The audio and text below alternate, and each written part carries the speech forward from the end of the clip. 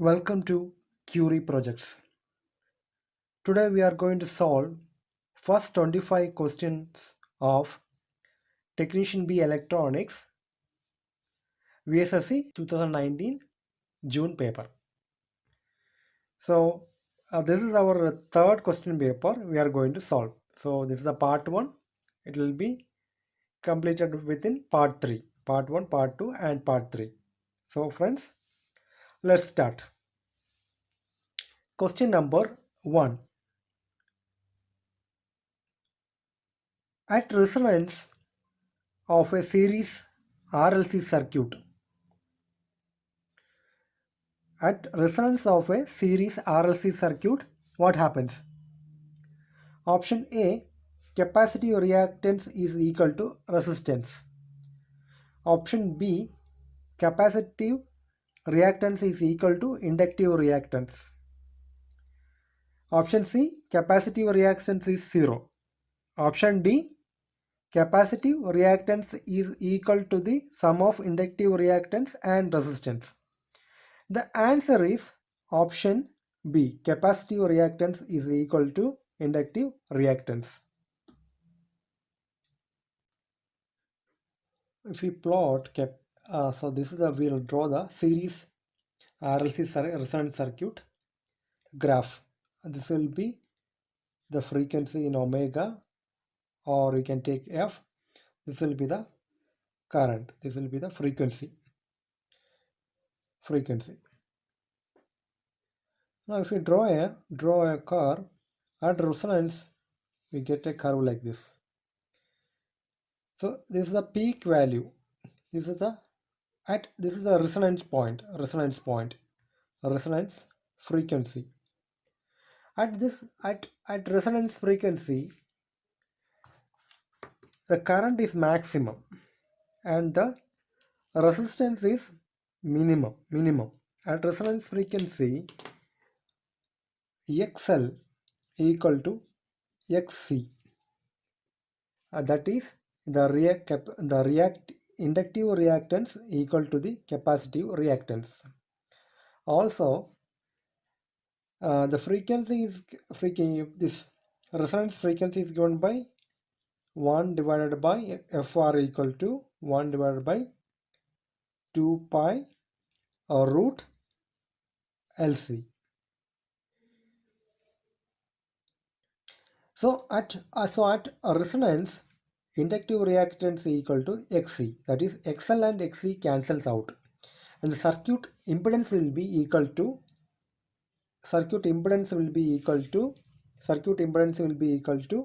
R at resonance. The current will be maximum.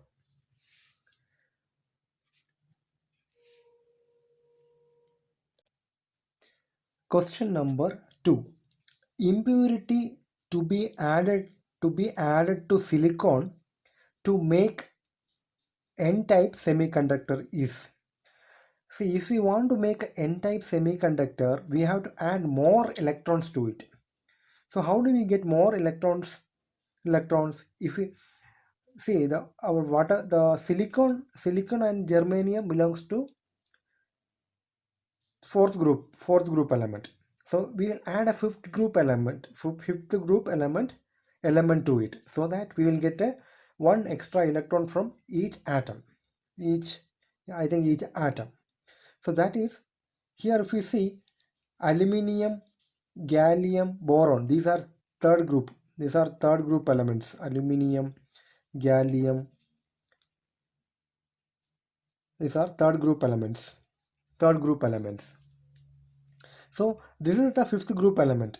By adding a fifth group element, we can make the silicon an N-type semiconductor. So the answer is arsenic. Antimony also belong to the fifth group. Question number 3. What is the main application of a 555 IC? Option A, counter. Option B, timer. Option C, comparator. Option D, amplifier. The main application of the 555 IC is the timer. In fact, in the 555 IC, known as a timer IC. It can be used to make a stable multivibrator, monostable multivibrator, and bistable multivibrator. So many applications we can make, but the main application of the 555 IC is the timer application. So the answer is timer. Question number 4. An LED emits light when it is option A forward biased, option B reverse biased, option C unbiased, option D none of the above. The diode conducts whenever it is forward biased, and LED is light emitting diode. It emits light when it is forward biased. So the answer is option A, forward biased. Question number 6. Which is the most desirable property of an insulator? See, what is the most desirable property of an insulator is it should be able to withstand higher voltages. So the option A, high dielectric strength, option B, high thermal conductivity, option C, high mechanical strength, option D, high electrical conductivity. So high electrical strength, dielectric strength. High dielectric strength means when you apply a particular voltage, the what is the when the insulator gets breakdown, that is depending on the dielectric strength. This means how volt per area. What in a particular area, if you apply, what is the maximum voltage we can apply to this dielectric, then only the dielectric breakdown happens. So the answer is option A, dielectric strength. What is the maximum voltage it can withstand without getting breakdown?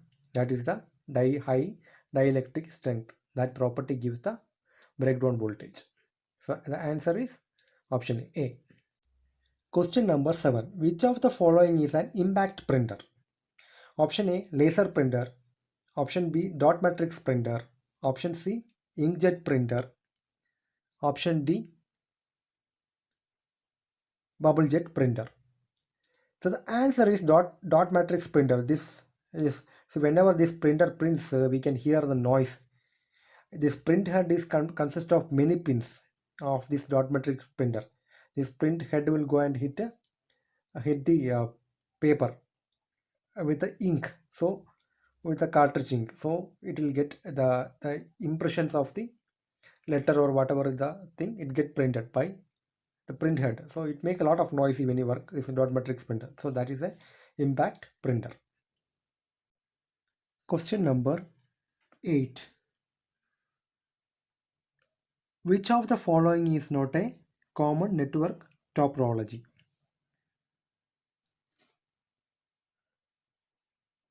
Option A, star.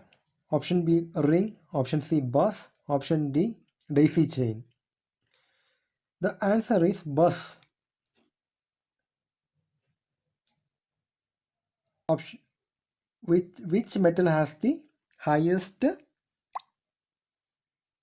conductivity? Option A, gold. Option B, copper. Option C, iron. Option D, silver. The answer is highest conductivity. That is, the silver is the highest conductivity. Silver is having the highest conductivity. That is followed by copper, then gold, and the last one is the iron. So the answer is option D, silver. Instead of silver, we use copper because of the cost and usability. Easy to use. Copper is easy to use it. So the answer is option D, silver.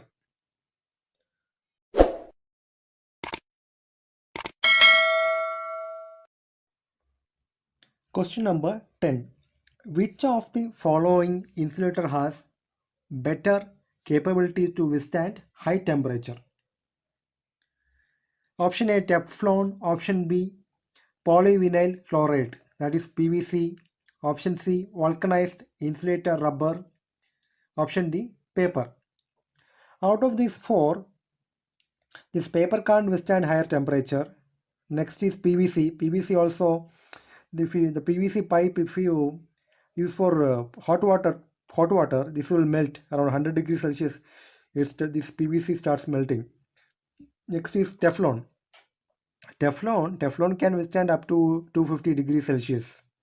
But vulcanized insulator rubber can withstand up to 500 degrees Celsius. So the answer is option C, vulcanized insulated rubber.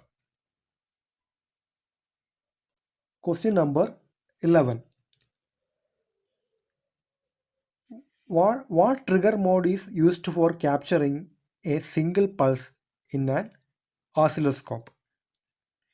See, on the option A auto, option B normal, option C edge, option D step. In an oscilloscope, we can use it in auto mode, or we can use it in normal mode, or we can use it in single mode. So to capture a single pulse, we have to always use the oscilloscope in normal mode. Question number 12. Square root of 27 minus square root of 12 plus 3 root 3 equal to, what is the answer? What is the answer? That's the question. So this is the question. 27 root 27, we can make it as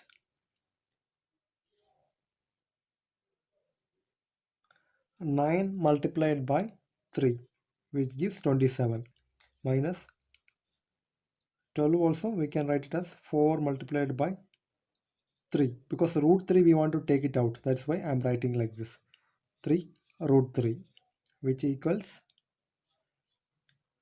9. 3 I'll take outside out of this 9.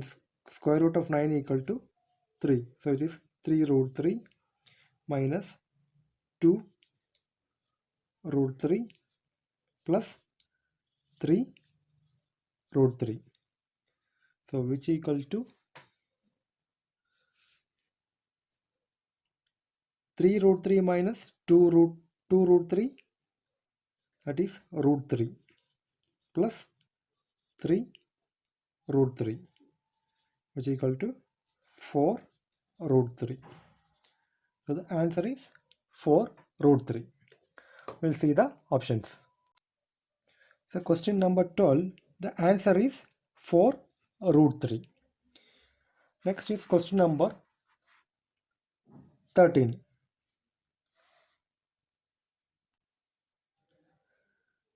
Which of the following configuration can give a battery of 6 volt 4 Ah using cells rated at 1.5 volt 2 Ah?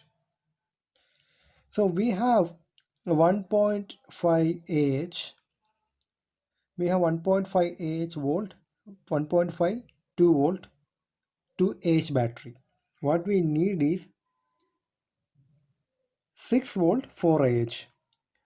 So to get 6 volt, we can add 4 1.5 volt in series. So if we add like this one,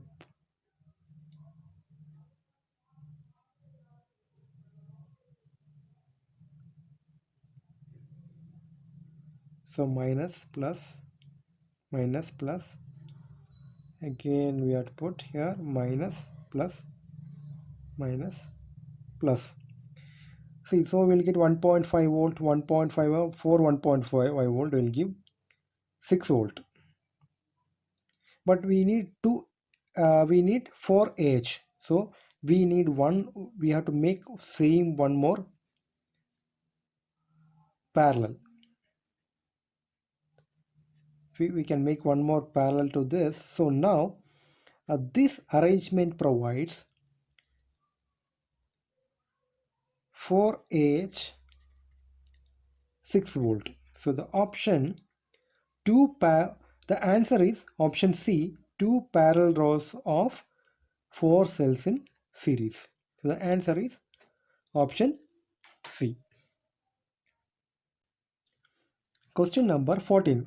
Find the effective resistance of the given circuit between terminal A and B. So this is the diagram given. We have to find the what is the effective resistance. We'll just draw it. So this is the given circuit. So here if we see these two resistors are in parallel. So the effective will be 100 ohm. This 100 ohm in parallel with this 100 ohm. So it will be 200 ohm. So this can be replaced, this can be known as 200 ohm. This will be 200 ohm. Here also two are in parallel. So it effective will be 50 ohm. So we will get another 100 ohm here. So total here it comes. So it's total 300 ohm. This also 300 ohm. So now these 200 and this 100 are in series. So 300 in parallel with 300. So if you look at from A and B, the resistance will be 150 ohm. 150 ohm. The effective resistance will be 150 ohm. Okay, so the answer is 150 ohm. So for question number 14, the answer is 150 ohm. Question number 15. An AM demodulation technique is envelope detector, option B phase locked loop, option C quadrature detector, ratio detector. This ratio detector, phase locked loop, quadrature detector, all these three are used in FM detection. So the answer is envelope detector. Envelope detector. Envelope detector. So an envelope detector will have a diode and a capacitor.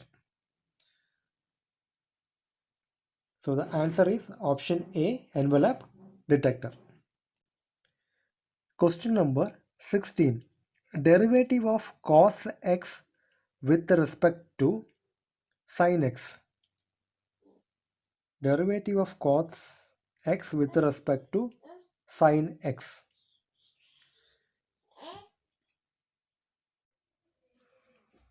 Question number 16. Derivative of cos x with respect to sin x. So we will solve this. So we have to find derivative of cos x with respect to sin x.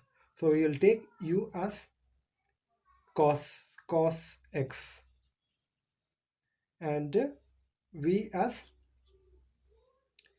sin x. So du by dx equal to minus sin x. Derivative of cos x equal to minus sin x. dv by dx equal to cos x. Now du by dx divided by dv divided by dx, because we need a derivative of cos x with respect to sin x. So it is minus sin x divided by cos x. So it is minus tan x. So the answer is minus tan x. Question number 17. The output of a 12-volt SMPS is monitored in an oscilloscope with AC coupling enabled and with appropriate setting of time base and amplitude. What will be the waveform observed in the oscilloscope? So we have to see in this question the oscilloscope in AC coupling, so that it will, whatever the measurement we are making, it will be AC. So we are measuring the output of a 12-volt SMPS. So because this oscilloscope is coupled in AC coupling, then we will get the ripple only the ripple we will get. So the answer is option D, ripple alone. So to make measurement of AC ripple only, we will put the oscilloscope in AC coupling mode and measure the output of the SMPS. Question number 18. Which of the following is most suitable for measuring temperature in the range 270 degrees Celsius to 1700 degrees Celsius? Option A, thermocouple. Option B, RTD. Option C, thermistor. Option D, thermopile. This thermocouple is made of two different metals fused to form a junction. It is used to measure lower temperatures only usually. RTD also measures lower range of the temperature. Thermistor is also goes up to 200, 300, maybe 500. That's it, that range. But thermopile is a series connection of thermocouples. Thermocouples are connected in a series. So the thermopile can measure a higher range of temperature. So the answer is option D, thermopile. In thermopile, a number of thermocouples are connected in series, so that we will get a better resolution for the temperature measurement. So the answer for the question number 18 is option D, thermopile. Question number 19. Name the circuit used to add a DC component to an AC signal so that its positive peak coincide with 0 without changing the wave shape. Option A, clipper. Clipper will clip the waveform. Clipper clips the waveform. That means we can use diode as a clipper. So it will say clip the waveform. Option B, the clamper. Option C, rectifier. Option D, chopper. To add DC component to an AC signal, we use clamper. Here I am just giving the answer only. I'll make some other video to explain this, what is clipper, clamper, all these things. Question number 20. The DC current gain in common collector configuration is option A, alpha, option B, beta, option C, beta plus 1, option D, alpha plus 1. See, for common collector, the current gain is given as the DC current gain in common collector configuration. It is given as DC current gain. DC gain of common collector is given as common collector current is common, IE divided by IB. Emitter current divided by the base current, which is equal to what is IE? IC plus IB. That is what IB. Now if you divide by IB, what we get? We get IC by IB. What is IC by IB? IC by IB is beta. IB by IB plus 1. So for the common collector DC current gain is beta plus 1. So the question number 20, the DC current gain in common collector configuration is beta plus 1. Question number 21. A flux of 200 microweber passes through an area of 2 centimeter square. What is the flux density? So we have to find the flux density. Flux is given as 200 microweber and area is 2 centimeter square. Now flux density equal to flux divided by area. So the flux is given as 200 microweber into 10 to the power minus 6 divided by area. Area equal to 2 centimeters square. We need area in meter square. So 2 multiplied by 10 to the power minus 4. So now if we solve this, equal to 10 to 200 to 10 to the power minus 6, 10 to the power minus 4. So we will get here 10 to the power minus 2. This 10 to the power minus, so 200 multiplied by 10 to the power minus 2 divided by 2 is minus 2 and 200 will get cancelled, 2. So we will get 1. This is 1 Weber per meter square. 1 Weber per meter square. This is equal to 1 Weber. 1. What is 1? Now the answer we got is 1 Weber per meter square. 1 Weber per meter square we got. Now 1 Tesla. 1 Tesla equal to 1 Weber per meter square. So the answer. So now we will see the question. This is the answer. It should be either 1 Tesla or 1 Weber per meter square. So we got the answer here. Here option A 1 Tesla, option B 1 Gauss, option C 0.1 Tesla, option D 0.1 Gauss. And the answer is 1 Tesla. Now one more relation is there. 1 Tesla equal to 10,000 Gauss. This is also a relation. It's better to remember. Question number 22. In the output of a 3-input Nand gate is at logic 0. In the input A, B, C of the Nand gate are. Now, if you take a AND gate, and we have 3 inputs, if all are 1, what will be the output? The output will be 1. So, but our the gate is NAND gate. So if we apply all input 0, we will get the output as 0 in NAND gate. Once more, the output of a 3-input NAND gate logic is at 0.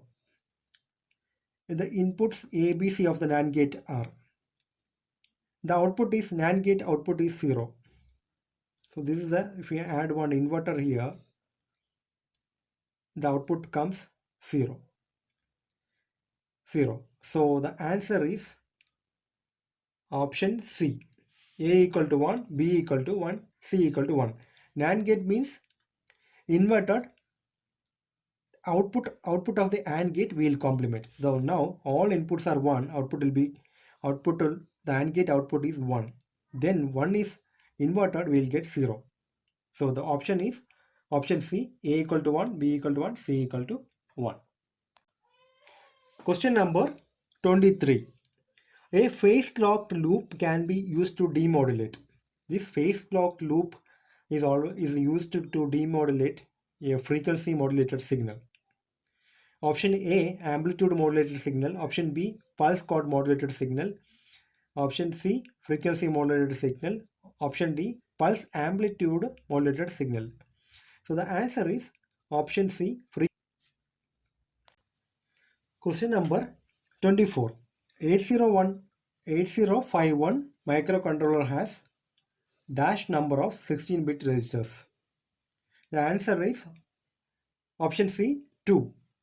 Program counter. One is program counter. The other one is the data pointer. So program counter and the data pointer are the two 16-bit registers of 8051. Question number 25. This is the last question for the part 1. So please share with your friends, and if you have any doubt you can please ask in the comment or description. The question number 25.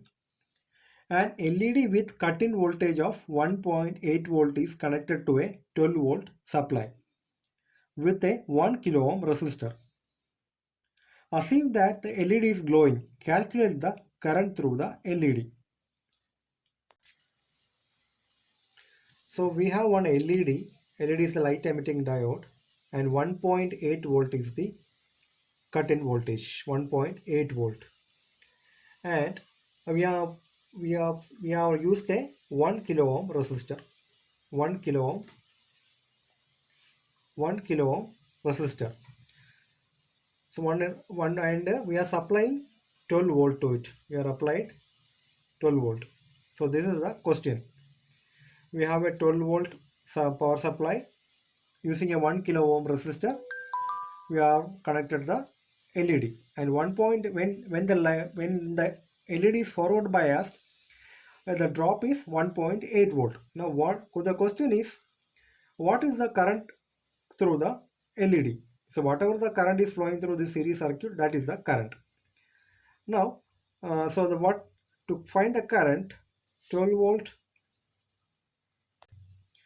So 12 volt minus 1.8 volt divided by 1 kilo ohm gives the current. So it is 10.2 volt divided by 1 kilo ohm. See, whenever you solve problems like this, keep the voltage in volts, current in milliamps, resistance in kilo ohms, so that you need not to care for the kilo ohm, whether it is kilo ohm or milli ohm or volt. Now if I divide, I will get, so this answer is equal to 10.2 milliamps. So through this LED, 10.2 milliamps current flows. So for the question number 25, the answer is 10.2 milliamps. So whatever the supplied volts, whatever you are supplying from 12 volt, whatever the resistor, whatever the drop across the LED, you will subtract that from the supply voltage, then divide by the resistance, will give the series circuit current. So the answer is 10.2 milliamps. So friends, thanks for watching. I will upload very soon the next part, second part. So thank you.